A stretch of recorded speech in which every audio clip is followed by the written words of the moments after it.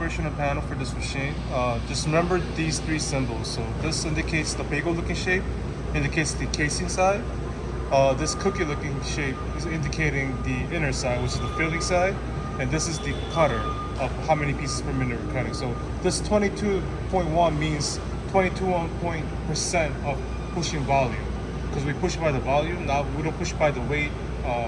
Anything else is only by the percentage of the volume. So we're pushing by 22.1%, and we're getting that certain weight, that our target weight that we're looking for. So same thing applies here. So the small arrows controls the individual percentages, and if you like the ratio of both casing and filling, just want to go bigger or smaller in size, use the bigger arrows, and the numbers will go down or up accordingly. All right. Okay, and this is the RPM currently we're cutting at. It's 40 pieces per minute. For our both product, protein parboil and chia smash, it's gonna be 100 pieces per minute. But just in any case, you have to decrease the production speed. Make sure that this button is turned on to synchronize. The blue means synchronize. So if you go up or down, all the numbers will go up or down accordingly. Okay? So if the production is too fast for you, you want to go down, just make sure it's synchronized and go down. All right. That's for the entire machine completely. Yes, everything. And this is the belt space. So right now this machine has been modified for two-step conveyor. So we have a one drive roller here, a second drive roller here. This one is just a traveling belt. So this one indicates the intermittent, which means the belt will stop as it picks up. So this one, because it's a traveling belt, we never need to use the intermittent. But this one is because it's the one that's picking up the product to make sure that it's a nice round shape. This intermittent should always be turned on.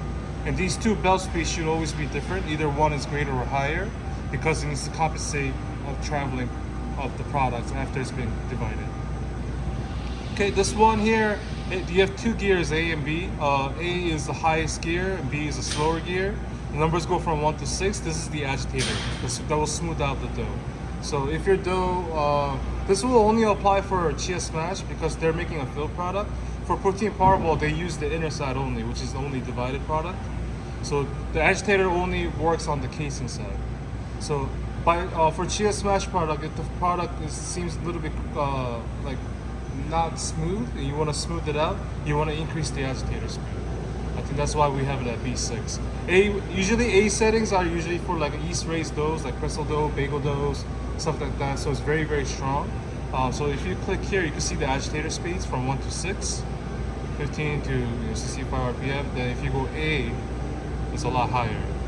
So I believe for all our products, it's best that we keep it at B setting and just the numbers. And this is the overlap of the shutter. The higher number means more overlap of the shutter, so the sharper it will close. So I recommend this to have it always at 58 because we will never need to go down on it. And this one means 6-piece encruster, 9-piece encruster, 12-piece encruster. You only have a 6-piece encruster, so this will always be left at that. And we're only making round products, so this setting is always going to be left at that. So these two will never change. Okay. And this is the master on and off button, right? So if you have this turned on, you can control it individually to have it turn only the casing side or the filling side or the shutter and the belt. And you can reset the pieces here. If you just hold on to it, it will reset to 0. So every time the shutter closes and opens, it will count 1 piece. So you have a general idea how many pieces that you take. Okay? All right. ¿Cuánto es lo máximo que saca por minuto? What's a maximum per minute that can do? 100 pieces per minute. 100 pieces per minute. And so if you like to go into different program, click on the bottom left here. Then you have a parboil recipe and the chia smash recipe. Okay. So between these, if you want to go in between programs, you click on the number that you want to go into, not the text, because that's only to rename. So click on the text, it's going to start to blink, right? So this means it's not the saved data.